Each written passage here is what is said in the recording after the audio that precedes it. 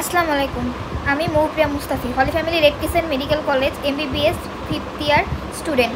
আমার সেশন হচ্ছে 2020-21। আজকের আলোচনার টপিক হচ্ছে ভাইরোলজি কার্ডের হেপাটাইটিস ভাইরাস নিয়ে। হেপাটাইটিস ভাইরাস টপিকটা এতটাই ইম্পর্টেন্ট কারণ এটা বিডিএসে প্রতি বছর একটা না একটা কোশ্চেন আসবেই। এটা এসিকিউ হোক, এমসিকিউ হোক অথবা ভাইভাতেও এটা নিয়ে আমরা অনেক প্রশ্নের সম্মুখীন হব। তাই আমাদের এই আইটেম নিয়ে পুরোপুরি ধারণা রাখতে হবে। তাহলে চলো দেরি না করে হেপাটাইটিস নিয়ে ডিটেলটা পড়েই নিই। প্রথমে আমাদের জানতে হবে হেপাটাইটিস ভাইরাসটা কী। Hepatitis viruses are the heterogeneous group of the virus that belongs to different family. সাধারণত হেপাটাইটিস ভাইরাসগুলো হেটেরোজেনাস গ্রুপের ভাইরাস, যে যারা বিভিন্ন ফ্যামিলি থেকে আসে। যেমন হেপাটাইটিস বি ভাইরাস আছে ডিএনএ ফ্যামিলি থেকে, এবং ACDE এরা আসতেছে RNA ভাইরাস ফ্যামিলি থেকে। এগুলোর বৈশিষ্ট্য অনুযায়ী এগুলোকে বিভিন্ন ভাগে ভাগ করা বা বিভিন্ন ফ্যামিলিতে ভাগ করা হয়েছে। But all are the hepatotropic virus. Hepatitis ভাইরাসের টাইপের মধ্যে আছে hepatitis A virus, hepatitis B virus, hepatitis C virus, hepatitis D virus. এর মধ্যে হেপাটাইটিস A আর E ভাইরাসটা ফিকো ওরাল রুটে ট্রান্সমিট হচ্ছে, আর এগুলোর কোনো ক্রনিক ইনফেকশন করতে পারে না।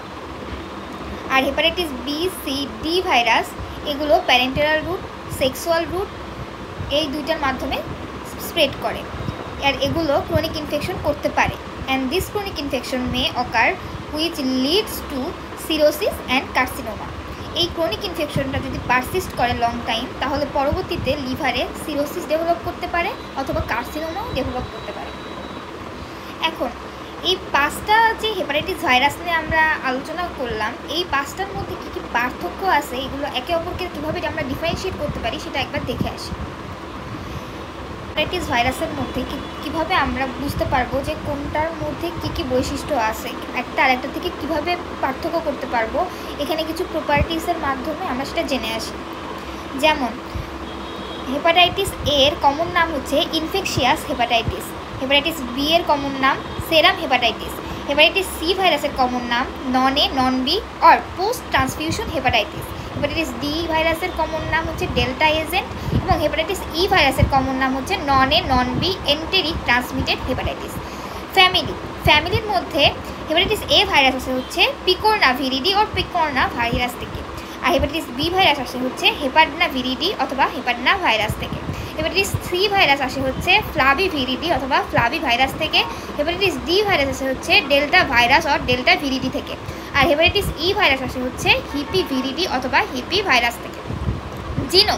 জিনোমের মধ্যে আমরা জানি হেপাটাইটিস B ভাইরাস হচ্ছে ডিএনএ ভাইরাস ফ্যামিলি থেকে আসতেছে, তাই এদের জিনোম হবে ডাবল স্ট্র্যান্ডেড ডিএনএ। আর হেপাটাইটিস A, C, D আর E আসতেছে হচ্ছে সিঙ্গেল স্ট্র্যান্ড RNA জিনোম। আর এনভেলপ, হেপাটাইটিস A আর E ভাইরাসের ক্ষেত্রে কোনো এনভেলপ থাকে না, আর অপরদিকে হেপাটাইটিস B, C আর D এর ক্ষেত্রে এদের বাইরে এনভেলপ প্রেজেন্ট থাকে। স্ট্যাবিলিটি, যেহেতু হেপাটাইটিস A আর E এর বাইরে কোনো এনভেলপ থাকে না, তাই এরা হিট আর অ্যাসিডের ক্ষেত্রে স্ট্যাবল থাকে। এরা হিট বা অ্যাসিডের ক্ষেত্রে ডিস্ট্রয় হতে পারে না। কিন্তু অপরদিকে হেপাটাইটিস B, C, D এই তিনটার ক্ষেত্রে যেহেতু এনভেলপ প্রেজেন্ট থাকে, তাই এরা অ্যাসিড সেন্সিটিভ হয়, অর্থাৎ অ্যাসিডের উপস্থিতিতে এরা ডিস্ট্রয় হয়ে যায়। এবার এজ গ্রুপের ভিত্তিতে কোন ভাইরাস কোন এজে বেশি হয় সেটা আমরা জেনে আসি। যেমন হেপাটাইটিস A ভাইরাস চিলড্রেন অথবা অ্যাডোলিসেন্টদের বেশি হয়ে থাকে। সাধারণত 5 থেকে 14 বছর বয়সী বাচ্চাদের ক্ষেত্রে হেপাটাইটিস A ভাইরাস খুবই কমন। হেপাটাইটিস E ভাইরাসের ক্ষেত্রে আমরা দেখি এরা ইয়ং অ্যাডাল্টের ক্ষেত্রে বেশি দেখা যাবে, যেমন 20 থেকে 40 বছর বয়সে। আর বাকি হেপাটাইটিস B, C, D ভাইরাসটা যে কোনো বয়সেই হতে পারে। Mode of transmission, hepatitis A আর E ভাইরাস ফিকো ওরাল রুটে ট্রান্সমিটেড হয়, এটা আমরা আগেই পড়ে এসেছি। আর hepatitis B, C, D virus parenteral, sexual or at birth হতে পারে হেপাটাইটিস B, আর হেপাটাইটিস C, D হতে পারে প্যারেন্টেরাল অর সেক্সুয়াল রুটে। ইনকিউবেশন পিরিয়ড, অর্থাৎ ডিজিজ অনসেট হওয়া থেকে ডিজিজের লক্ষণগুলো প্রকাশ করার মধ্যবর্তী যে সময়টা থাকে সেটাকে আমরা বলি ইনকিউবেশন পিরিয়ড অথবা ল্যাটেন্ট পিরিয়ডও বলতে পারি। এটা হচ্ছে হেপাটাইটিস A ভাইরাসের ক্ষেত্রে অ্যাভারেজ 30 ডেজ, হেপাটাইটিস E ভাইরাসের ক্ষেত্রে অ্যাভারেজ 40 ডেজ। হেপাটাইটিস B আর D ভাইরাসের ক্ষেত্রে এরা এভারেজ 60 to 90 ডেজ হয়ে থাকে এবং হেপাটাইটিস সি ভাইরাসের ক্ষেত্রে এভারেজ 50 ডেজ হয়ে থাকে। ক্রনিসিটি, যেহেতু hepatitis A R E virus আমরা আগেই পড়েছি যে এগুলো কোনো ক্রনিক ইনফেকশন করতে পারে না, তাই এদের ক্রনিসিটি নাই। অপরদিকে বি সি ডি ভাইরাসের ক্ষেত্রে এরা ক্রনিক ইনফেকশন করতে পারে, তাই এদের ক্রনিসিটি থাকে। ভ্যাকসিন, হেপাটাইটিস এ ভাইরাসের ক্ষেত্রে আমরা ইনঅ্যাক্টিভেটেড ভ্যাকসিন ব্যবহার করে থাকি। অপরদিকে হেপাটাইটিস বি ভাইরাসের ক্ষেত্রে আমরা রিকম্বিনেন্ট ভ্যাকসিন ব্যবহার করি। হেপাটাইটিস সি এর ক্ষেত্রে কোনো ভ্যাকসিন এখনও আবিষ্কার করা হয় নাই। হেপাটাইটিস ডি ভাইরাসের ক্ষেত্রেও আমরা হেপাটাইটিস বি ভাইরাসের জন্য যে ভ্যাকসিন ইউজ করি সেটাই ইউজ করতে পারি এবং হেপাটাইটিস ই ভাইরাসের ভ্যাকসিন শুধুমাত্র আমরা চায়নাতে পাই, সেটার নাম হচ্ছে HEV239। ফালমিনেন্ট হেপাটাইটিস, এইটা সকল ভাইরাসের ক্ষেত্রেই খুবই রেয়ার, কিন্তু হেপাটাইটিস ই ভাইরাসের ক্ষেত্রে প্রেগনেন্সিতে এরা 20 থেকে 40% ক্ষেত্রে প্রেজেন্ট থাকে। আর হচ্ছে নর্মালি এরা খুব রেয়ার 1 to 2% হয়ে থাকে হেপাটাইটিস ই ভাইরাস। আর হেপাটাইটিস এ তো রেয়ার আগেই বলেছি। হেপাটাইটিস বি ভাইরাসের ক্ষেত্রেও রেয়ার 1 to 20%, সি রেয়ার এবং ডিটা খুবই ফ্রিকোয়েন্ট, যেটা হচ্ছে 5 থেকে 10% আমরা পেয়ে থাকি।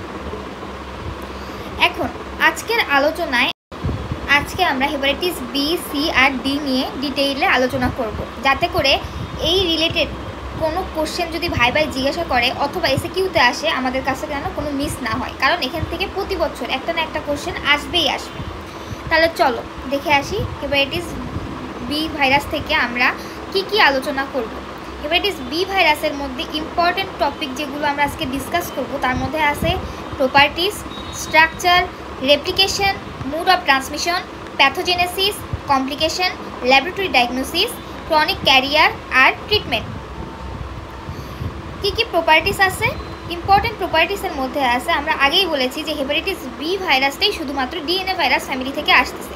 তাহলে কি it is the only DNA virus among other hepatitis virus family. They are comes from hepadnaviridae. Genome partially double stranded circular DNA. And এরা কী ধরনের সিমেট্রি থাকে? এরা হচ্ছে ইকোসাহেড্রাল নিউক্লিও ক্যাপসিড কোর থাকে, মানে ইকোসাহেড্রাল সিমেট্রি এদের মধ্যে দেখা যাবে। আর এদের envelope. Structure of the hepatitis B virus. A complete virion of the hepatitis B virus is also called a DEN particle which is 42 nanometer in diameter. এটার দুইটা পার্ট আছে, একটা হচ্ছে আউটার এনভেলপ পার্ট আর হচ্ছে ইনার কোর পার্ট।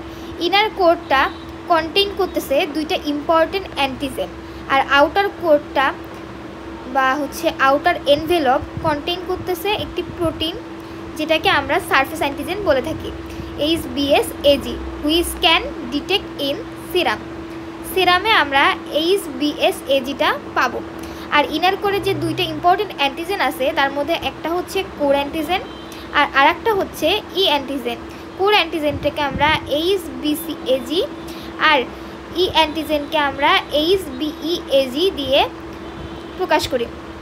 এখন core অ্যান্টিজেনটা আমরা সিরামে পাবো না, কিন্তু ই অ্যান্টিজেনটা আমরা সিরাম থেকে ডিটেক্ট করতে পারি।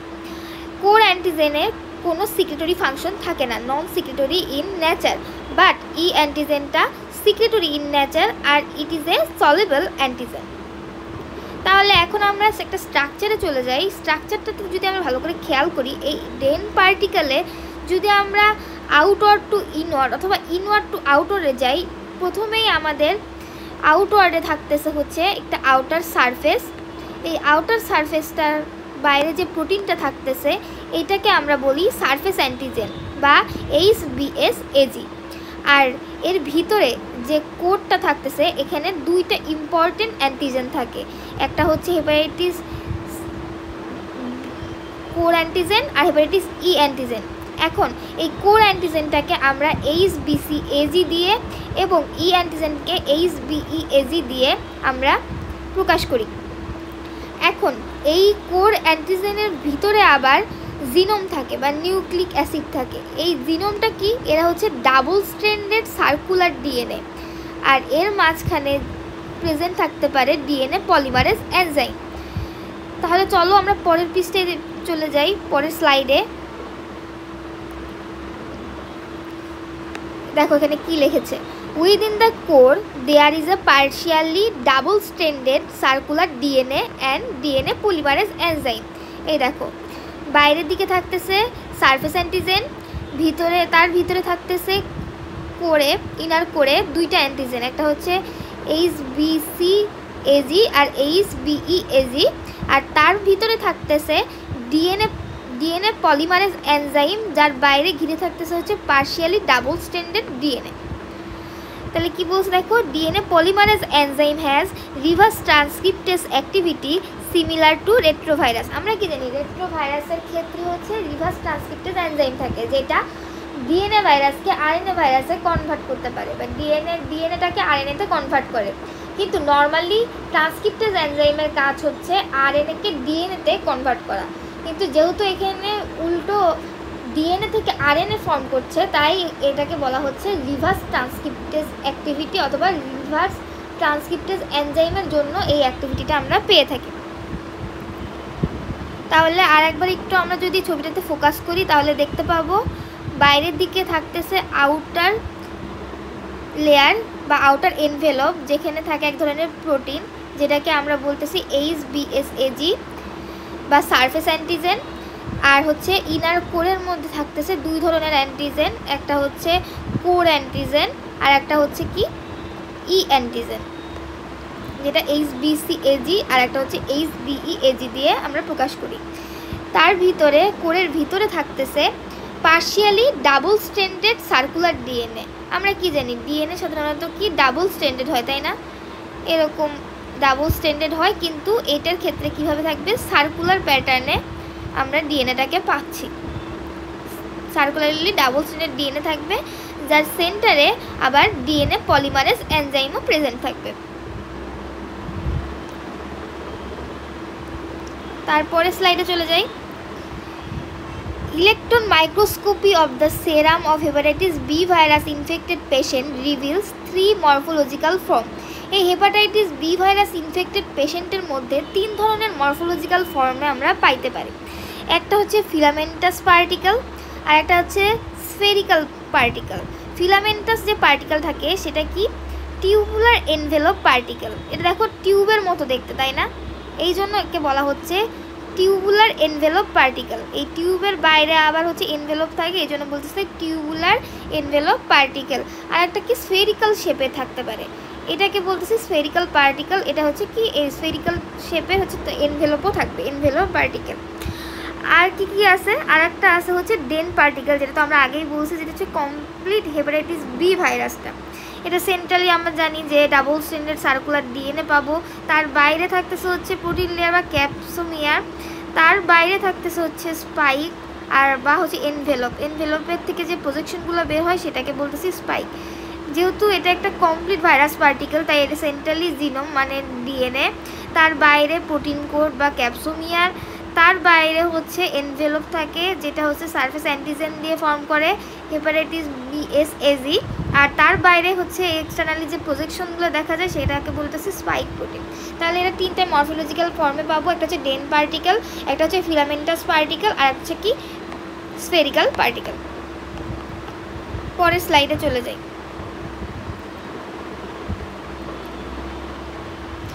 থ্রি ইম্পর্টেন্ট অ্যান্টিজেন থাকে, এটা তো আমরা আগেই পড়ছি যে আউটার সারফেসে থাকে HBsAg বা সারফেস অ্যান্টিজেন, আর ভিতরের দিকে থাকে হচ্ছে HBEAg মানে ই অ্যান্টিজেন, আর HBCAg মানে হচ্ছে core antigen.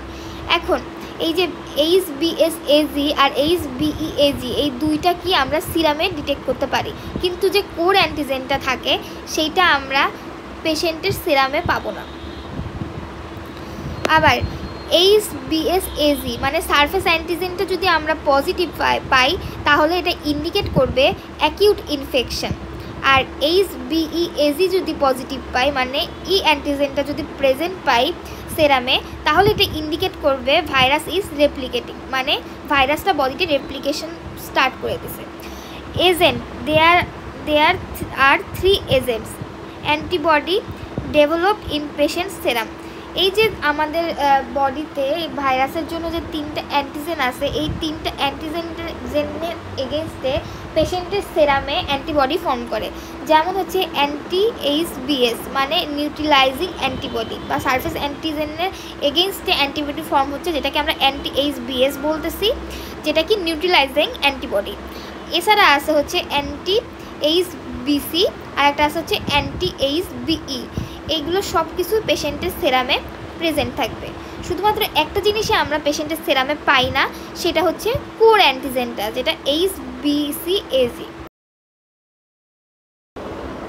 Replication of hepatitis B virus. At first এটা যদি আমরা জেনারেল ভাইরোলজিতে আমরা যে ইন্ট্রোডাকশন পার্টের রেপ্লিকেশনের প্রসেসটা পড়ে আসছি সেটার সাথে মিলায় দেখি, তাহলে অ্যাট ফার্স্ট কী হয়, ভাইরাসটা যে লিভার সেলের বাইরে যে রিসিপ্টরটা আছে সেখানে এসে বাইন্ড করে, মানে অ্যাটাচ হয়, অথবা যে ভাইরাসের বাইরে যে সেল মেমব্রেনটা থাকে সেই সেল মেমব্রেনটা হেপাটোসাইটের বাইরের সেল মেমব্রেনের ভিতরে প্রবেশ করে, মানে হচ্ছে পেনিট্রেশন করে। যে কোনো দুই পদ্ধতির মধ্যে যে কোনো একভাবে এরা হেপাটোসাইটের মধ্যে প্রবেশ করে, এবং এই পেনিট্রেশনের মাধ্যমে যখন এরা হেপাটোসাইটের সাইটোপ্লাজমে আসে তারপরে এরা কি করে, আনকোটিং হয়। আনকোটিং মানে হচ্ছে বাইরের যে এনভেলপটা আছে এটা ডিস্ট্রয় হয়ে যায়, ফলে ভিতরের প্রোটিন লেয়ার আর হচ্ছে জিনোমটা সাইটোপ্লাজমে বের হয়ে আসে। এইটা পরবর্তীতে যখন নিউক্লিয়াস হেপাটোসাইটের নিউক্লিয়াসে প্রবেশ করে তখন সেখানে ট্রান্সক্রিপশন হয়।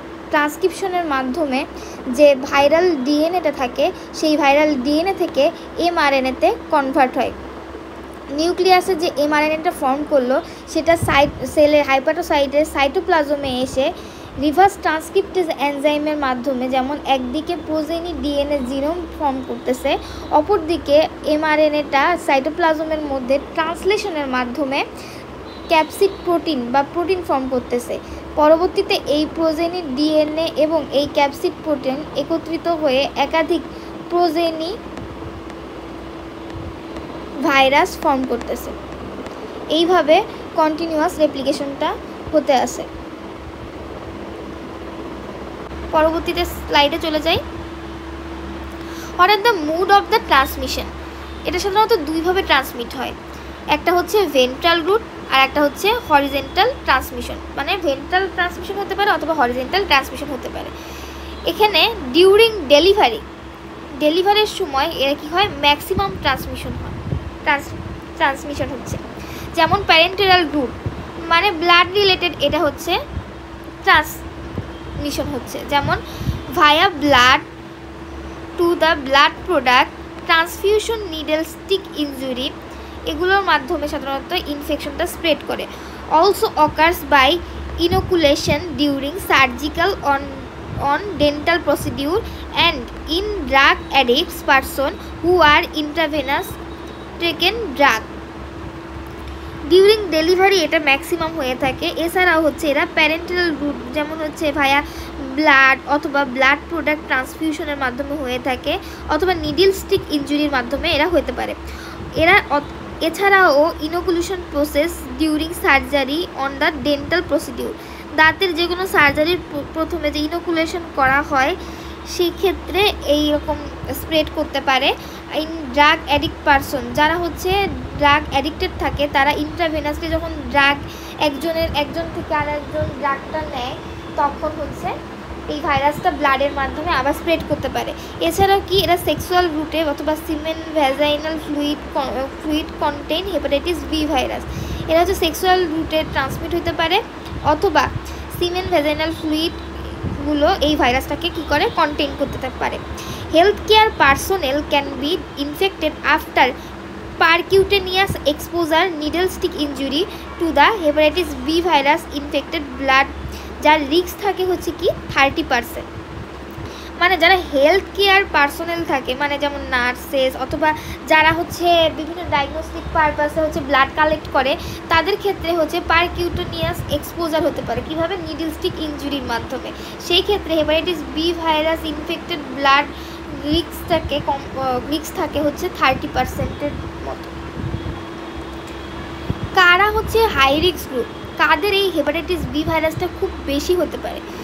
এটা হচ্ছে একটা কোশ্চেন আসতে পারে, তাহলে কি, what are the high risk group which are more prone for the acquiring infection.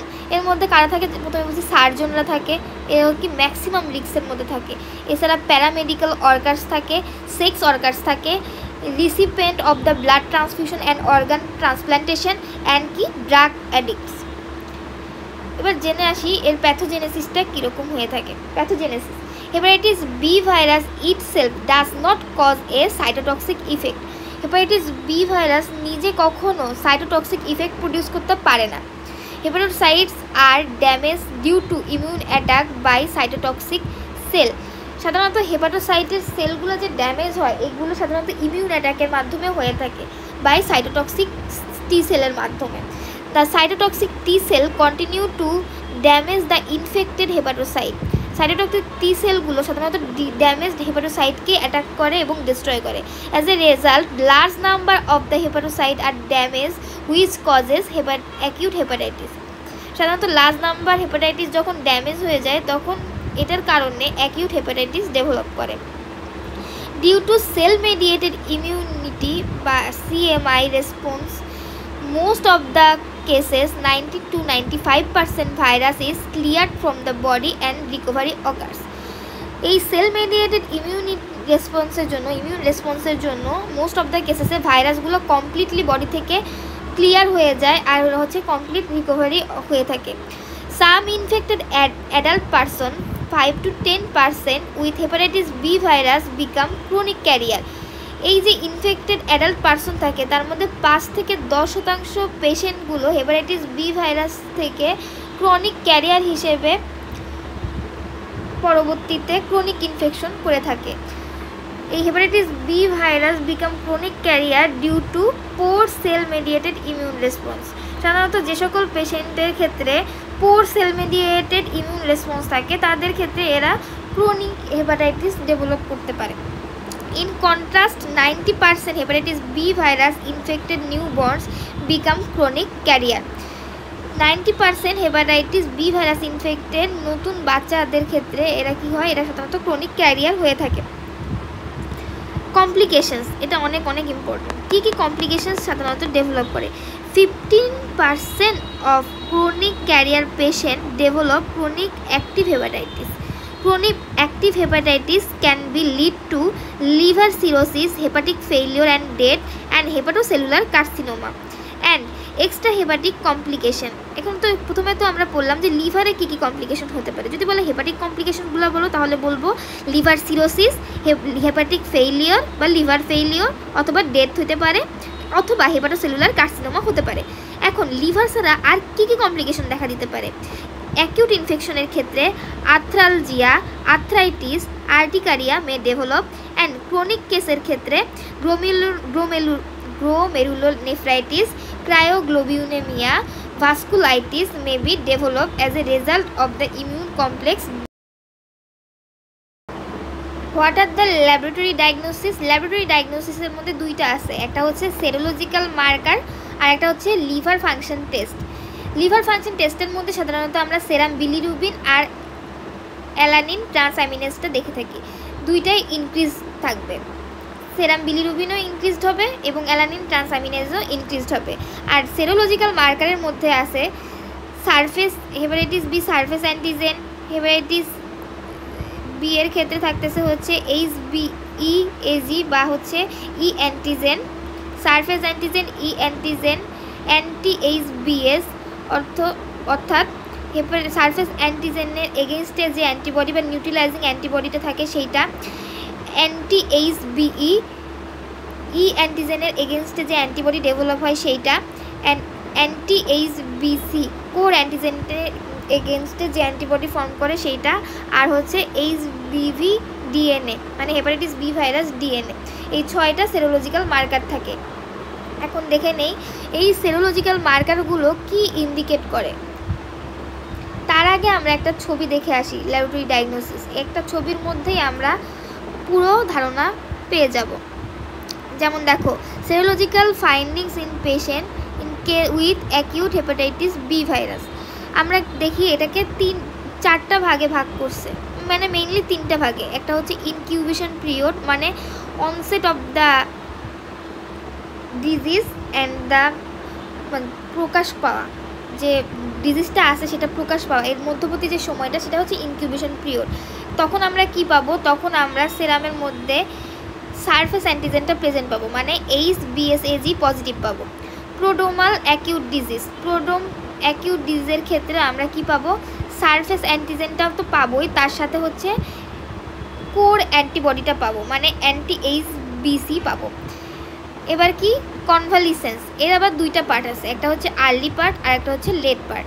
Early পার্টের ক্ষেত্রে শুধুমাত্র আমরা anti-HBc মানে হচ্ছে কোর অ্যান্টিজেনের এগেনস্টে অ্যান্টিবডি পাবো। আর লেটের ক্ষেত্রে কোর অ্যান্টিজেনের এগেনস্টে তো অ্যান্টিবডি পাবোই, তার সাথে পাবো হচ্ছে anti-HBs মানে হচ্ছে নিউট্রিলাইজিং অ্যান্টিবডি বা সারফেস অ্যান্টিজেনের এগেনস্টে যে অ্যান্টিবডি ফর্ম করে সেটা পাবো। এর মানে হচ্ছে কমপ্লিটলি অ্যাকিউট হেপাটাইটিসটা হচ্ছে কি রিকভার হয়ে যায়, এই জন্য anti-HBsটা ডেভেলপ করছে। এখন যদি আমরা এখানে দেখি, এখানে বিভিন্ন কালার দিয়ে মার্কিং করা আছে, যার মধ্যে এই যে সবুজ যে কালার দিয়ে যে মার্কিংটা করা আছে এইটা দ্বারা বোঝাচ্ছে সারফেস অ্যান্টিজেনটাকে HBsAg। এটা থাকলে আমরা মনে করব যে বডিতে অ্যাকিউট হেপাটাইটিস ডেভেলপ করছে বা হেপাটাইটিসের বি ভাইরাসের অ্যান্টিজেন প্রেজেন্ট আছে। তারপরে আমরা যে এই ব্লু কালারের যে কার্ভটা দেখতে পাচ্ছি সেটার মানে বোঝাচ্ছে যে HBeAg বা হচ্ছে অ্যান্টিজেন প্রেজেন্ট আছে, যেটার মানে ভাইরাসটা হিউম্যান বডিতে হচ্ছে কি করতেছে, লিভার সেলের মধ্যে রেপ্লিকেশন করতেছে। আর এই দুইটার পরে যে ইয়েলো মার্ক পয়েন্টটা আছে, যেইটা প্রোড্রোমাল ফেজ অথবা প্রোড্রোম অ্যাকিউট ডিজিজ থেকে যে স্টার্ট হয়, এইটা একদম রিকভারি হওয়ার পরেও বডিতে থেকে যায়, যেটাকে আমরা বলতেছি anti-HBc বা কোর অ্যান্টিজেনের এগেনস্টে যে অ্যান্টিবডিটা থাকে সেইটা। এরপরে আমরা যদি লক্ষ্য করি তাহলে 5 মাসের সময় থেকে একটা কমলা কালারের বা অরেঞ্জ কালারের একটা মার্কিং দেখতে পাচ্ছি কার্ভের, এইটাকে আমরা বলতেছি anti-HBe মানে কি, এটা হচ্ছে অ্যান্টিজেনের এগেনস্টে অ্যান্টিবডি ডেভেলপ করেছে। আর যে যদি কারো হচ্ছে এই যে রেড মার্কিং অর্থাৎ যে রেড মার্কিং কার্ভটা আছে এটা দ্বারা বোঝাচ্ছে anti-HBs মানে 6 মাসের পরে এরা কি কমপ্লিটলি কিওর হয়ে যায়। কিওর হওয়ার জন্য এদের বডিতে সারফেস অ্যান্টিজেনের এগেনস্টে একটা নিউট্রিলাইজিং অ্যান্টিবডি ফর্ম করে, যেটাকে বলতেছি anti-HBs। এভাবে আমরা হচ্ছে বডির বিভিন্ন কন্ডিশনটাকে আমরা ডিটারমাইন করতে পারি। তাহলে চলো আরও ভালো করে বোঝার জন্য দেখে আসি ইন্টারপ্রিটেশনগুলো। ইন্টারপ্রিটেশনের মধ্যে প্রথমে আসে হচ্ছে HBsAg মানে সারফেস অ্যান্টিজেন। এর মধ্যে কি আছে, এটা যদি পজিটিভ হয় এটা ইন্ডিকেট করবে অ্যাকিউট ডিজিজ।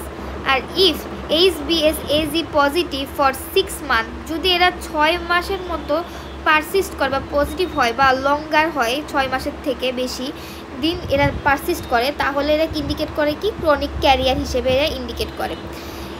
HBs অ্যান্টিবডি বা হচ্ছে সারফেস অ্যান্টিজেনের এগেনস্টে যে অ্যান্টিবডি ফর্ম করে সেটা anti-HBs অ্যান্টিবডি। তাহলে এটা কি করে, এটা কি পজিটিভ যদি হয় তাহলে এটা ইন্ডিকেট করে হচ্ছে recovery from the acute infection. আর যদি ভ্যাকসিনেটেড থাকে তাহলে হচ্ছে এটা anti-HBsটা পজিটিভ হইতে পারে। কিন্তু আমরা কি করে বুঝবো যে এরা রিকভারি অ্যাকিউট ইনফেকশন থেকে রিকভারি হয়েছে নাকি ভ্যাকসিনেটেড নেওয়ার জন্য এটা বডিতে প্রেজেন্ট করতেছে? যাদের ক্ষেত্রে এরা ভ্যাকসিনেটেড থাকবে তাদের বডিতে আমরা anti-HBc ডিটেক্ট করতে পারবো না, অর্থাৎ তাদের বডিতে anti-HBc থাকবে না, ভ্যাকসিনেশন দ্বারা নেওয়া থাকবে। আর যাদের ক্ষেত্রে হচ্ছে অ্যাকিউট ইনফেকশন থেকে যারা কিওর হবে বা রিকভারি স্টেজে যাবে তাদের বডিতে anti-HBc পজিটিভ হওয়ার পরে আর কখনো এটা বডি থেকে নেগেটিভ হবে না, মানে এরা বডিতে আজীবন আমৃত্যুকাল এরা প্রেজেন্ট থাকবে। এটাই হচ্ছে ডায়াগনস্টিক ক্রাইটেরিয়া, মানে এরা কিভাবে আমরা ডিফারেন্সিয়েট করবো যে এটা অ্যাকিউট ইনফেকশনের জন্য হয়েছে নাকি হচ্ছে ভ্যাকসিনেশনের জন্য হয়েছে। তারপরে আসি HBcAb মানে হচ্ছে কোর অ্যান্টিজেনের এগেনস্টে যে অ্যান্টিবডিটা আছে anti-HBc। If it is positive during acute infection, chronic infection, তারপরে হচ্ছে window period and also after recovery from the acute infection. আমি তো আগেই বললাম যে অ্যান্টি-এইচবিসি যদি একবার পজিটিভ হয় এটা মরার আগ পর্যন্ত বডিতে প্রেজেন্ট থাকবে, কখনো এটা রিকভারি হওয়ার পরেও এটা কখনো যাবে না। এটা পজিটিভ হওয়া মানে হয়তো এটা অ্যাকিউট ইনফেকশন হয়েছে, অথবা ক্রনিক ইনফেকশন হয়েছে, অথবা এটা উইন্ডো পিরিয়ডও বুঝাইতে পারে, আবার এরা কি রিকভারি ফ্রম দ্য অ্যাকিউট ইনফেকশনও বুঝাইতে পারে। যেমন immunoglobulin M of anti HBc is present in acute stage. অ্যাকিউট স্টেজের ক্ষেত্রে ইমিউনোগ্লোবুলিন এম পাবো অ্যান্টি-এইচবিসি এর মধ্যে, আর ইমিউনোগ্লোবুলিন জি যদি পাই অ্যান্টি-এইচবিসির মধ্যে তাহলে এটা কি বোঝায়, এটাকে সাবসিকুয়েন্ট স্টেজ বোঝায়। আর উইন্ডো পিরিয়ড ডায়াগনোস করব শুধু এখানে অ্যান্টি-এইচবিসি থাকবে, এখানে হচ্ছে অ্যান্টি-এইচবিএস প্রেজেন্ট থাকবে না, আবার সারফেস অ্যান্টিজেনও প্রেজেন্ট থাকবে না। এর মধ্যবর্তী যে পিরিয়ডটা থাকবে সেখানে শুধুমাত্র কোর অ্যান্টিবডিটাই প্রেজেন্ট থাকবে। এই স্টেজটাকে আমরা বলে থাকি উইন্ডো পিরিয়ড। এবার HBeAg this present during acute disease and some chronic carriers. এই যে অ্যান্টিজেনটা থাকে, অ্যান্টিজেনটা সাধারণত অ্যাকিউট ডিজিজের ক্ষেত্রে প্রেজেন্ট থাকবে এবং সাম ক্রনিক ক্যারিয়ার স্টেজেও এটা প্রেজেন্ট থাকতে পারে। It's presence in blood indicate virus is replicating. আমি আগেই বলছি যে যদি অ্যান্টিজেনটা ভাইরাসের বডিতে মানে মানুষের যে বডিতে ইনফেক্ট করছে সেখানে প্রেজেন্ট পাই সিরামের মধ্যে, তার মানে এটা বোঝাচ্ছে এরা ব্লাডের মধ্যে রেপ্লিকেশন স্টার্ট করেছে, মানে এরা রেপ্লিকেটিং হচ্ছে। এই indicator of the high rate of transmissibility, মানে যখন এরা ভাইরাসটা রেপ্লিকেটিং বোঝা যাচ্ছে তার মানে বোঝাচ্ছে যে ভাইরাসটা এই সময়ে খুব দ্রুত আরও বেশি ট্রান্সমিশন করবে, মানে একজন পার্সন থেকে আর একজন পার্সনে স্প্রেড করবে। Anti-HBe its presence indicate low rate of the transmissibility. যখন বডিতে অ্যান্টিজেনের এগেনস্টে অ্যান্টিবডি ফর্ম করে তার মানে এটা ইন্ডিকেট করে এটা ট্রান্সমিসিবিলিটিটা কমে আসে, মানে এটা একজন থেকে আর একজনের ছড়ানোর প্রবণতাটা কমে আসবে। এবার hepatitis B virus DNA count the viral load before start to the treatment and after treatment to monitor the response of the treatment. তার মানে হচ্ছে ভাইরাল লোডটা আমরা দেখি HBV ডিএনএর মাধ্যমে, যেটা হচ্ছে ট্রিটমেন্ট শুরু হওয়ার আগে অথবা ট্রিটমেন্ট শুরু হওয়ার পরে এর রেসপন্সটা আমরা কাউন্ট করব। এই যে আমরা ইন্টারপ্রিটেশন করলাম সেরোলজিক্যাল মার্কারের, এইটাকে আমরা একটা ছকের মাধ্যমে খুব সহজেই মনে রাখতে পারবো। আর এই ছকটা যদি মাথায় আমরা বসাই নিতে পারি তাহলে এটার থেকে যে কোনো এসএকিউ যদি আমরা সিনারি বেসড চলে আসে সেক্ষেত্রে আমরা এটা অ্যান্সার করতে পারবো, বা এটা ভাইবাতেও আমাদের ধরতে পারে। যেমন HBsAg মানে হচ্ছে সারফেস অ্যান্টিজেন, আর কি অ্যান্টি-এইচবিএস মানে সারফেস অ্যান্টিজেনের এগেনস্টে যে অ্যান্টিবডিটা ফর্ম করে সেইটা কোর অ্যান্টিবডি মানে অ্যান্টি-এইচবিসি। এই তিনটা মার্কারের মাধ্যমে আমরা একটা ইন্টারপ্রিটেশনের মধ্যে আসতে পারি। যদি কোনো ক্ষেত্রে সারফেস অ্যান্টিজেনটা প্রেজেন্ট বা পজিটিভ থাকে আর হচ্ছে অ্যান্টিবডি নেগেটিভ থাকে, কিন্তু কোর অ্যান্টিজেন যদি অ্যান্টিজেনের এগেনস্টে যে অ্যান্টিবডি থাকে সেটা যদি পজিটিভ থাকে তাহলে সেই ফেজটাকে আমরা বলতে পারি অ্যাকিউট ডিজিজ ফেজ। ঠিক আছে, মানে কেবলই হচ্ছে তারা ডিজিজ দিয়ে এফেক্ট করছে, অ্যাকিউট কেস এটা। যদি সারফেস অ্যান্টিজেনটা নেগেটিভ থাকে, এই সারফেস অ্যান্টিবডিও নেগেটিভ থাকে কিন্তু কোর অ্যান্টিবডি প্রেজেন্ট থাকে, সেটার ক্ষেত্রে এটাকে আমরা বলে থাকি কি উইন্ডো পিরিয়ড। আর যদি সারফেস অ্যান্টিজেনটা নেগেটিভ থাকে আর সারফেস অ্যান্টিবডিটা পজিটিভ থাকে আর কোর অ্যান্টিবডি পজিটিভ থাকে তাহলে সেটাকে আমরা বলবো যে কমপ্লিট রিকভারি ফেজ, মানে আগে ইনফেকশন হয়েছিল অ্যাকিউট ইনফেকশন সেটা কমপ্লিটলি রিকভার করে গেছে, যার জন্য বডিতে সারফেস অ্যান্টিজেনের এগেনস্টে যে অ্যান্টিবডি আছে সেটা ফর্ম করতেছে বা নিউট্রালাইজিং অ্যান্টিবডি ফর্ম করতেছে, পজিটিভ পাবো সিরামে, আর হচ্ছে কোর অ্যান্টিবডিটাও পজিটিভ পাবো। যদি সারফেস অ্যান্টিজেন পজিটিভ থাকে, কোনো অ্যান্টিবডি সারফেস অ্যান্টিজেনের এগেনস্টে যদি কোনো অ্যান্টিবডি ফর্ম না হয় আর কোর অ্যান্টিবডি প্রেজেন্ট থাকে, তার মানে এটা কি ক্রনিক ক্যারিয়ার স্টেজকে বোঝাচ্ছে। এই ছোট্ট শকটার মাধ্যমে আমরা যে কোনো সিনারিও বেস কোশ্চেন খুব ইজিলি অ্যান্সার করতে পারি। আগে চলো দেখে নিই আমরা কাদেরকে ক্রনিক ক্যারিয়ার বলছি। Chronic carrier. Person who have HBsAg positive more than 6 month, যাদের সারফেস অ্যান্টিজেনটা 6 মান্থের বেশি বডিতে বা সেরামে প্রেজেন্ট থাকে তাদেরকে আমরা ক্রনিক ক্যারিয়ার বলে থাকি।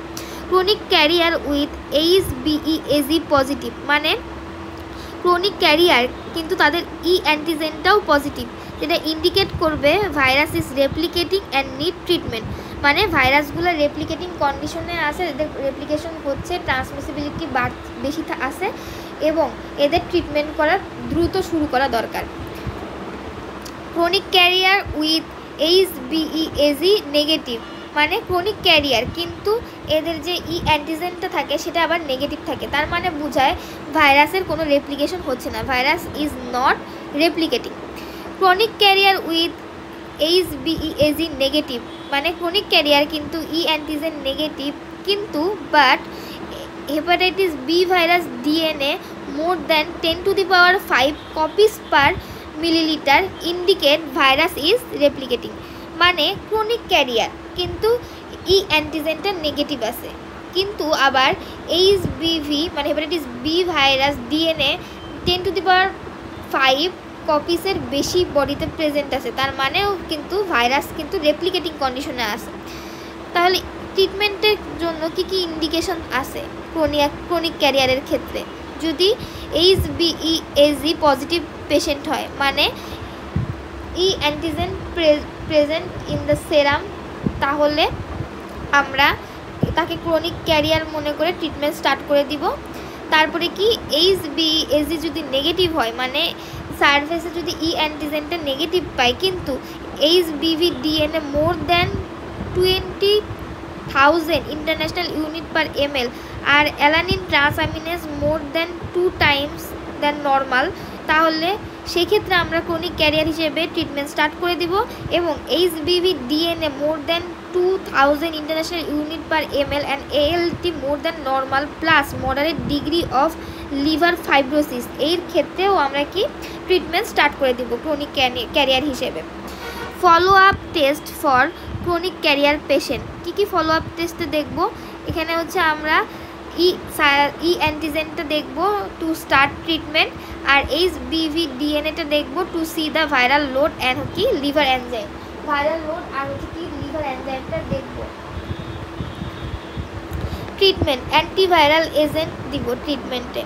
কী কী অ্যান্টিভাইরাল ড্রাগ আমরা ইউজ করতে পারি? একটা হচ্ছে রেপ্লিকেশন ব্লকার হিসেবে নিউক্লিওসাইড অ্যানালগ আমরা ইউজ করতে পারি, যেমন টেনোফোবির, টেলভিভুডিন কারেন্টলি ইউজ করি, যেমন lamivudine, adefovir can also be used but is less preferred. More preferable হচ্ছে টেনোফোবির আর টেলভিভুডিন, এই দুইটা খুবই বেশি ইউজ হয় অ্যান্টিভাইরাল হিসেবে in case of hepatitis B virus. Prevention তো দুইভাবে করতে পারি, একটা হচ্ছে by vaccination or by the hepatitis B immunoglobulin or both. এটার মাধ্যমে আমরা অ্যাক্টিভ আর প্যাসিভ ইমিউনিটি প্রডিউস করি।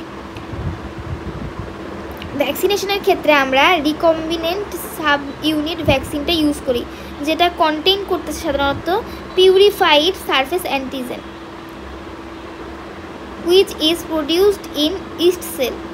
ইস্ট সেলের ভিতরে যে প্রডিউস করে সেটা পিউরিফাইড সারফেস অ্যান্টিজেনটা, সেটাই আমরা সাধারণত ভ্যাকসিন হিসেবে হেপাটাইটিস বি ভাইরাস ইনফেকশনের ক্ষেত্রে ইউজ করে থাকি, যেটাকে আমরা রিকম্বিনেন্ট সাব ইউনিট ভ্যাকসিন বলছি। In the EPI schedule it is given at 6, 10 and 14 weeks, মানে 6 সপ্তাহ, 10 সপ্তাহ এবং 14 সপ্তাহে আমরা এটা ব্যবহার করে থাকি, অ্যালং উইথ DPT মানে ডিপথেরিয়া, পার্টুসিস আর কি টিটেনাসের ক্ষেত্রে। নাও ডোজ শিডিউল ফর অ্যাডাল্টের ক্ষেত্রে এই ডোজ শিডিউলটা হবে হচ্ছে 0, 1, 6 month and booster dose is given after 5 years। যারা হচ্ছে অ্যাডাল্ট হওয়ার পরে যে ভ্যাকসিনেশন নেই সেটার ডোজ থাকবে হচ্ছে যেদিন নিবে তার 1 মাস পরে একটা, অন স্পট একটা, তার 1 মাস পর একটা, 6 মাস পর একটা, আর একটা আছে বুস্টার ডোজ যেটা হচ্ছে 5 বছর পর আমরা নিয়ে থাকি। আর একটা কী আছে hepatitis B immunoglobulin which contain high titre of the hepatitis B virus surface antigen. used in the following situation with hepatitis B virus vaccine.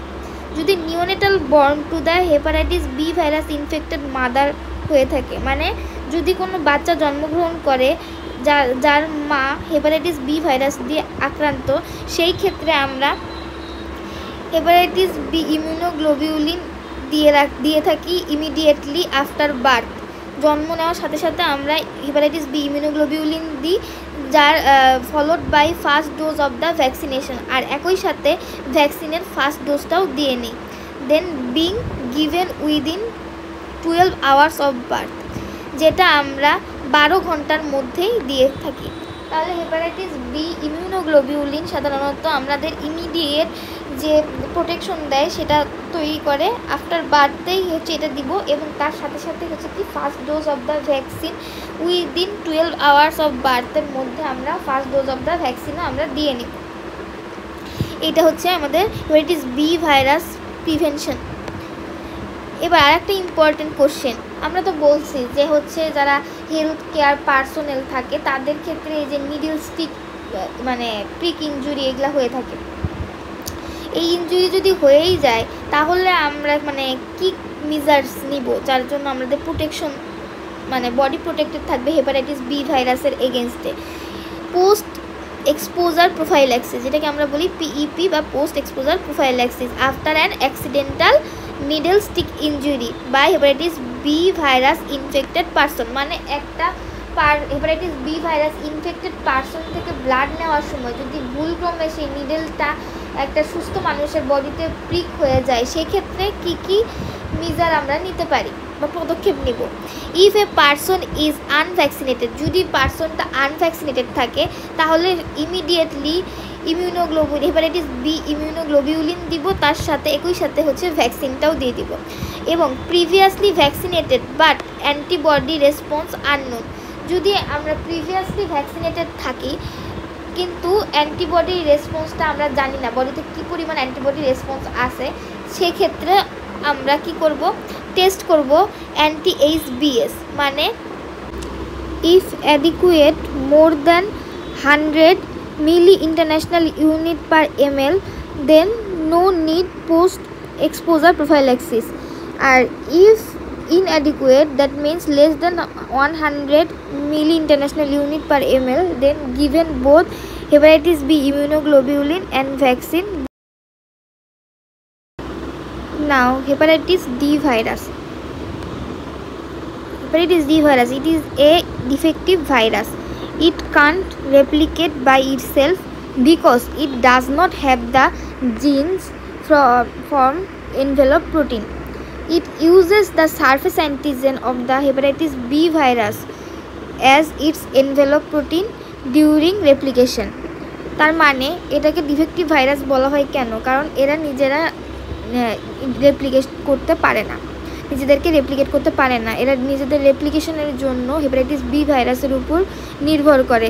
যেহেতু এদের নির্দিষ্ট কোনো জিন থাকে না যে বা এনভেলপ প্রোটিন তৈরি করার মতো, তাই হচ্ছে এরা হেপাটাইটিস বি ভাইরাসের সারফেস অ্যান্টিজেনটাকে কাজে লাগিয়ে প্রোটিন তৈরি করে, যার মাধ্যমে রেপ্লিকেশনটা হয়।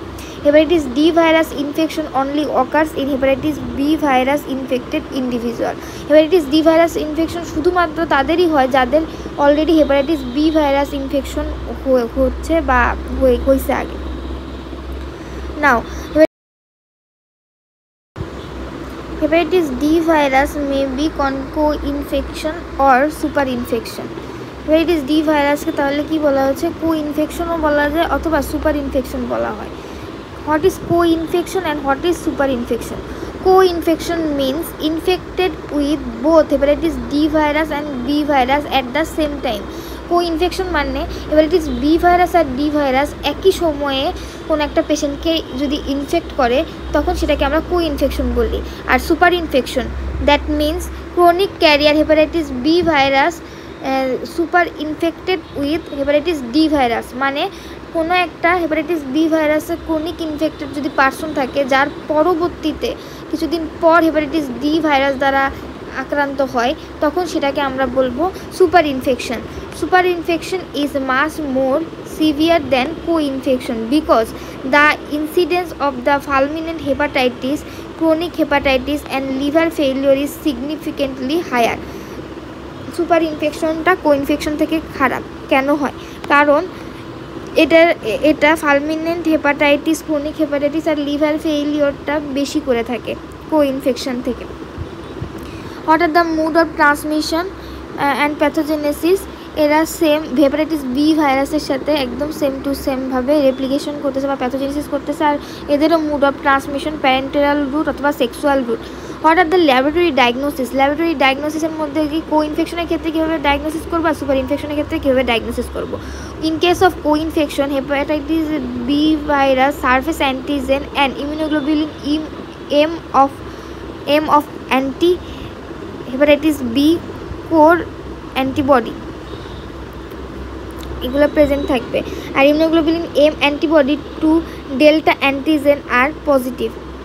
ডেল্টা অ্যান্টিজেনের ক্ষেত্রে ইমিউনোগ্লোবুলিন এম অ্যান্টিবডিটা প্রেজেন্ট থাকবে, মানে পজিটিভ থাকবে কো ইনফেকশনের ক্ষেত্রে। আর সুপার ইনফেকশনের ক্ষেত্রে সারফেস অ্যান্টিজেনটা থাকবে এবং immunoglobulin G of the anti এইচবিসি মানে কোর অ্যান্টিবডির এগেনস্টে ইমিউনোগ্লোবুলিন জি থাকবে। আর immunoglobulin M antibody to the delta অ্যান্টিজেনের এগেনস্টে যে ইমিউনোগ্লোবুলিন এম অ্যান্টিবডি থাকবে সেটা হচ্ছে কী করবে? পজিটিভ হবে in case of super infection. এখন হেপাটাইটিস সি ভাইরাস, এইটা খুবই ইম্পর্টেন্ট, কারণ হচ্ছে এটাও হচ্ছে খুব ক্রনিক ইনফেকশন করে থাকে। ক্রনিক ক্যারিয়ার স্টেটের ক্ষেত্রে হেপাটাইটিস সি ভাইরাসও রয়েছে। এইটাও হচ্ছে কি ব্লাড রিলেটেড মানে হচ্ছে ট্রান্সমিশন হয়, যেমন প্যারেন্টাল রুটে হইতে পারে, সেক্সুয়াল রুটে হইতে পারে। হেপাটাইটিস সি ভাইরাসটা আসে হচ্ছে ফ্লাভিভিরিডি থেকে। It contain a positive sense single stranded RNA genome. এটা positive sense single strand RNA genome contain করতেছে। And due to the diversity in the RNA genome it is divided into 6 major genotype. এটাকে আবার 6টা major জেনোটাইপে ভাগ করা হয়েছে। It has an envelope, এর বাইরে একটা এনভেলপ থাকে, which has 2 types of the glycoprotein E1 and E2। তার মানে কি আউটওয়ার্ড টু ইনওয়ার্ডে যদি আসে অথবা ইনওয়ার্ড টু আউটওয়ার্ডে যায়, ইনওয়ার্ডে হচ্ছে কী ধরনের জিনোম থাকে? এখানে positive sense single strand RNA genome থাকে সেন্ট্রালি। তার বাইরে কি করবে? একটা হচ্ছে গ্লাইকোপ্রোটিন থাকবে, এনভেলপ থাকবে। এনভেলপটাতে কি হয়? 2 ধরনের গ্লাইকোপ্রোটিন থাকে, একটা হচ্ছে E1 গ্লাইকোপ্রোটিন, একটা হচ্ছে E2 গ্লাইকোপ্রোটিন। এই E1 E2 গ্লাইকোপ্রোটিন এটার এগেনস্ট অ্যান্টিবডি হবে। অ্যান্টিবডি এগেনস্ট কি? E2 এর এগেনস্টে হচ্ছে অ্যান্টিবডি হবে, যেটা কি করে? প্রোটেক্টিভ অ্যান্টিবডি আমরা বলে থাকি। E2 এর এগেনস্টে যে অ্যান্টিবডি হয় সেটাকে আমরা কি বলি? প্রোটেক্টিভ অ্যান্টিবডি বলি। Due to mutation of the E2 protein gene, এই E2 প্রোটিন জিনের মিউটেশনের জন্য এবং rapid appearance of the antigenic E2 protein which result in chronic infection. যেহেতু E2 প্রোটিন জিনটা হচ্ছে কী করে? মিউটেশন করে, মানে চেঞ্জ হতে থাকে, ফলে এখানে অ্যান্টিজেনিসিটিটা হচ্ছে দ্রুত অ্যাপেয়ার করে, যেটার ফলে কি হয়? ক্রনিক ইনফেকশন হয় and failure of the development of effective vaccine. যার জন্য আমাদের যদি হেপাটাইটিস সি ভাইরাসের ক্ষেত্রে কোনো ভ্যাকসিন দেওয়া হয় সেইটা কি হয়? ফেইলিওর হয়, মানে সেই ভ্যাকসিনের কোনো কাজ হয় না, ফলে ইনফেকশন ক্রনিক হয় বা আদার্স ইনফেকশন হয়। এটার এখনও সেজন্য ভ্যাকসিন অ্যান্টিজেনিসিটির মধ্যে যেহেতু ভেরিয়েশন দেখা দেয়, তাই এদের জন্য এখনও পর্যন্ত কোনো অ্যান্টিবডি তৈরি করা যায়নি। Transmission of the hepatitis C virus, এটা কি আমরা আগেই বলছি, প্যারেন্টাল রুটে ট্রান্সমিশন হয়, অথবা হচ্ছে from mother to the children during delivery, অথবা সেক্সুয়াল ট্রান্সমিশন হয়, যেটা খুবই rare. People who share needle during taking intravenous drug and blood transfusion, needle stick injury that causes hepatitis C virus infection. Then what are the clinical manifestation? Clinical manifestation মধ্যে আছে most of the patient of the hepatitis C virus infection remain asymptomatic. Most of the কেসের পেশেন্টগুলো asymptomatic থাকে during early স্টেজে asymptomatic থাকে। So it is difficult to recognise it in early stage. তাই এরা early স্টেজে ডিটেকশন করা খুবই ডিফিকাল্ট বা রিকগনাইজ করা খুবই difficult. It is often not recognised until its chronic stages when it has caused severe liver disease. তাই এটা কখন যদি না ক্রনিক স্টেজে যায় তাহলে এটা ডিটেক্ট করা খুবই কষ্টকর হয়ে যায়। এটা কখন ডিটেক্ট করা যাবে? যখন এরা সিভিয়ার লিভার ডিজিজের কারণ হবে। That's why hepatitis C infection is often referred to as silent killer. যেরকম আমরা হার্ট ডিজিজের ক্ষেত্রে হাইপার টেনশনটাকে হচ্ছে কি সাইলেন্ট কিলার হিসেবে ধরি, সেই রকমভাবে লিভার ডিজিজের মধ্যে হেপাটাইটিস সি ভাইরাস ইনফেকশনটাকে আমরা কি সাইলেন্ট কিলার ধরি। কারণ কি এরা নর্মালি অ্যাসিমটোমেটিক থাকে, যখন এরা সিমটম প্রডিউস করে তখন এরা অলরেডি ক্রনিক স্টেজে চলে যায়, ফলে তখন বডিতে সিভিয়ার লিভার ডিজিজ ডেভেলপ করে যায়। তাই এদেরকে সাইলেন্ট কিলারও বলা হয়ে থাকে। Hepatitis viruses itself does not causes tissue damage. কেন? Because cytotoxic T cell damage the infected hepatocyte. This is known as immune attack. So when cytotoxic T cell continue to damage the infected hepatocyte, as a result large number of the hepatocytes are damaged, which causes acute hepatitis. A few weeks later virus is cleared from the body and complete resolution occurs in case of hepatitis A and E. But in case of hepatitis B and C, either recovery or chronic infection can be occur. Chronicity depends on the age of the patient, type of the virus and the immune system of the person. In adult person with hepatitis B infection, chance of the chronicity is 5%, but in case of newborn, chance of chronicity is 90%. In case of hepatitis C virus infection, chance of chronicity is 75%. The chronicity may lead to the cirrhosis and the hepatic cellular carcinoma. Now, hepatitis C virus, following infection with hepatitis C virus, that is 15% patient recover spontaneously within 12 weeks, but about 75 to 85% of patient are develop chronic disease. 15% patient spontaneously recovery হতে পারে within 12 weeks, 12 সপ্তাহের মধ্যে, কিন্তু 75 থেকে 85% patient develop করতে পারে chronic disease. Out of which এই 75 থেকে 85 পেশেন্টের মধ্যে 60 থেকে 70% ডেভেলপ করে ক্রনিক হেপাটাইটিস, 5 থেকে 20% ডেভেলপ করে সিরোসিস, 1 থেকে 5% ডেভেলপ করতেছে hepatocellular carcinoma. Occult hepatitis B infection occur frequently about 33%। Extra hepatic কমপ্লিকেশনের মধ্যে আসে হচ্ছে mixed cryoglobulinemia, glomerulonephritis and arthritis. তার মানে এক্সট্রা হেপাটিক ম্যানিফেস্টেশন মানে লিভার ছাড়া আর কোথায় কি হচ্ছে। এর মধ্যে আরও আছে হচ্ছে mixed cryoglobulinemia, glomerulonephritis and arthritis. এখন ল্যাবরেটরি ডায়াগনোসিসটা আমরা দেখে নিই। ল্যাবরেটরি ডায়াগনোসিসের মধ্যে আমরা পাই কি hepatitis C virus antibody detection by ELISA. এলাইজার মাধ্যমে হেপাটাইটিস সি ভাইরাস অ্যান্টিবডিটা আমরা কীভাবে ডিটেকশন করি। Does not distinguish between immunoglobulin M and immunoglobulin G. এরা ইমিউনোগ্লোবিউলিন এম আর জি এর মধ্যে তেমন কোনো পার্থক্য করতে পারে না। যদি এরা অ্যান্টিবডিটা পজিটিভ থাকে তার মানে এরা ইন্ডিকেট করতেছে either acute hepatitis C virus infection or resolved infection or chronic infection. তার মানে যদি হেপাটাইটিস সি ভাইরাস অ্যান্টিবডিটা পজিটিভ হয় সেক্ষেত্রে আমরা এটাকে অ্যাকিউট ইনফেকশনও ধরতে পারি, অথবা রিজলভড ইনফেকশন মানে আগে ইনফেকশন হতে পরে রিজলভড হয়ে গেছে এটাও ধরতে পারি, অথবা ক্রনিক ইনফেকশনও ধরতে পারি। এগুলোর ক্ষেত্রে ইমিউনোগ্লোবিউলিন এম আর ইমিউনোগ্লোবিউলিন জি এর মধ্যে কোনো ডিফারেন্সিয়েশন আমরা করতে পারি না। So to confirm the current infection real time RT-PCR test is done. তাই এটা কনফার্মেশনের জন্য আমরা রিয়েল টাইম RT-PCR টেস্টটা করে থাকি to detect the presence of the viral RNA in the serum. এর মাধ্যমে আমরা সেরামের মধ্যে ভাইরাল RNAটা প্রেজেন্ট আছে কিনা এটা দেখে নেই। এখন যদি hepatitis C virus antibody positive and real time RT-PCR টেস্টও যদি পজিটিভ হয় সেটা ইন্ডিকেট করতেছে হচ্ছে current hepatitis C virus infection, and সেক্ষেত্রে কী করব, ট্রিটমেন্টটা তাড়াতাড়ি শুরু করে দিব। আর যখন হেপাটাইটিস সি ভাইরাস অ্যান্টিবডিটা পজিটিভ থাকবে কিন্তু রিয়েল টাইম RT-PCR টেস্টটা নেগেটিভ থাকবে, এটা ইন্ডিকেট করবে no current hepatitis C virus infection, so no further action is required. তার মানে আর কোনো অ্যাকশন আমরা এক্ষেত্রে নিব না। Hepatitis C virus antibody positive and detectable viral RNA positive and real time PCR also positive for at least 6 months। যদি 6 month এটা পারসিস্ট করে তার মানে এটা কি করে এলিভেটেড করবে হচ্ছে লিভার এনজাইম, তার মানে এটা ইন্ডিকেট করতেছে কি ক্রনিক ইনফেকশন। যেহেতু আমরা জানি 6 মাসের বেশি যদি কোনো ইনফেকশন পারসিস্ট করে সেটাকে আমরা কি ধরে নিই ক্রনিক ইনফেকশন ধরি, যার মধ্যে আবার লিভারের এনজাইমগুলোও কি থাকবে এলিভেটেড থাকবে। এক্ষেত্রে আমরা কি ট্রিটমেন্ট দিব? অ্যাকিউট কেসের ক্ষেত্রে আমরা কি দিই?